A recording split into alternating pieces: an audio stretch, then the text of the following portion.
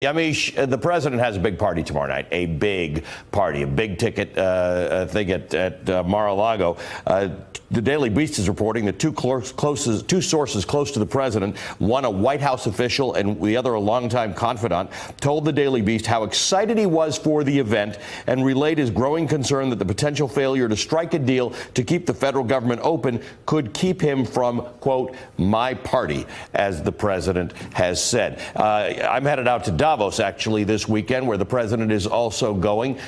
This is hard stuff for him. This is his first anniversary tomorrow. He's got a big party, and then he's going out to show the world what a great job he's doing as president, except he isn't.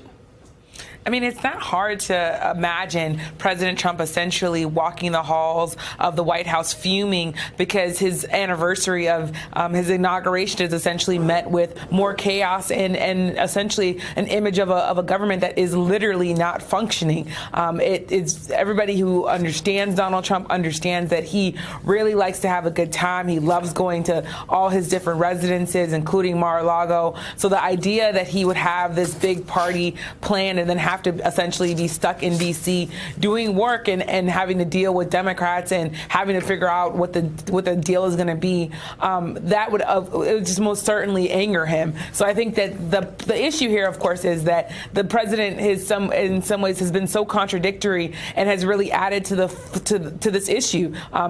His comments about immigrants really was a cloud that was hanging over Congress while these talks were going on. Then throughout this entire week, he was sending out contradictory tweets saying that he didn't evolve on the wall, that he didn't want Chip to be included. And then tonight, while I was reading the White House press statement about the shutdown, I was struck by how much it sounded like Donald Trump wrote it himself. He called Democrats obstructionists, losers. Yep. He said he essentially pitted immigrants with against Americans. So it's just a remarkable moment right now. So I want to bring Jonathan into this, but I want to just continue with you for a second, because after the president made his remarks last Thursday, you and I talked, Yamiche, and we have something in common, and that is your parents, I believe, are from Haiti? Yes. And I was born in Africa. So you and I are both from those countries that the president talked about. Did he poison the well last Thursday? Lindsey Graham keeps talking about the Tuesday president and the Thursday president. He wants the Tuesday president back. That's the one you can make a deal with. That's the one who seemed to care about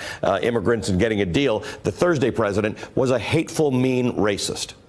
There is no question that President Trump's comments about immigrants and the vulgarity that came out of that meeting essentially almost doomed these talks. The idea that the Democratic senators not only had to answer to a base that was very angry about the continuing extension of DACA, of DACA recipients having to wait for their fortunes, but also this idea that now Democrats were going to say that they were going to be negotiating with someone who essentially said that immigrants of African descent and Haitians were less than or somehow not as valuable as Norwegians, who are most of the time white people. So there's this idea that just the Congressional Black Caucus this week introduced a move to censure him, censure President Trump because of those comments. So there was no talking about this deal without continually having to answer questions about the president's comments. And I think dreamers that have been showing up to the Hill, showing up to the White House outside the doors, begging lawmakers essentially to take their lives into consideration,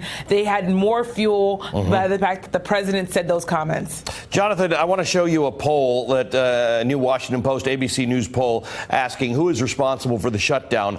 Trump and Republicans, 48%, Democrats, 28%, both equally 18%. I would say that poll is a great victory for advocates of DACA and the Dreamers, because really, Republicans are saying, how did this shutdown happen? Why is it related to what they call an illegal immigration bill? But the pressure from those people who want permanent status or a path to citizenship for the Dreamers have succeeded in it seems, convincing the nation that this is really important and needed to be done. I think there's other polling that suggests that perhaps folks are less excited broadly about shutting down the government over the DACA issue. I think when you look at, obviously it's an aggregate of the people that were polled, but or an aggregation of the people that were polled. What you see there for certain, I think, is that the American public understands that Republicans are in control of the White House, in control of the Senate, and in control of the House. And so whether they place that blame at the feet of the White House or at the feet of Congress, you see Republicans aligned all the same. And, there was an argument made earlier today from the White House podium. Can't remember if it was Mark Short, the legislative director, or Mick Mulvaney, the OMB director. But one of them said, Republicans don't have 60 votes in the Senate, right, and you need 60 votes to do everything. Republicans have not had 60 votes in the United States Senate since 1911. Right. Which is before the direct election of senators. So, that argument, basically, if you run the Senate, it's your job to get enough votes from the other side to get basic legislation done. So there's an interesting mathematical issue here. I want to put that poll up again. 48% on this poll, and I get your point that this may evolve, and the question isn't who's responsible for the shutdown over DACA. But 48% say Trump and Republicans. Twice that number, Yemi, somewhere between 80 and 92%, depending on what poll you look at, say that the DACA issue needs to be solved in a way that the Dreamers want it solved. In other words, with a path to citizenship or permanent status. So this is the needle that Democrats have to thread. The country is of one mind on Dreamers and on dealing with these immigration issues, and not necessarily of one mind on everything else.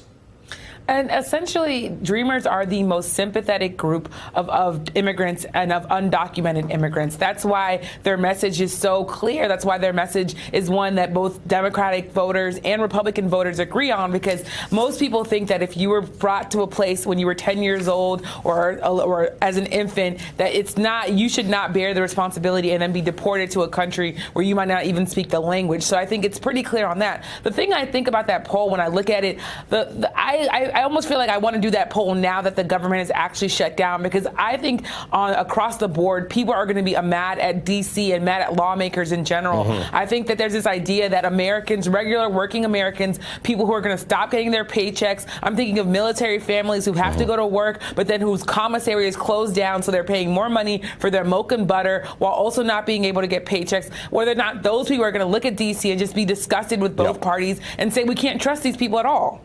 I remind people that the constitutional obligations for Congress are appropriations. The one thing the Constitution says Congress has to do is appropriations.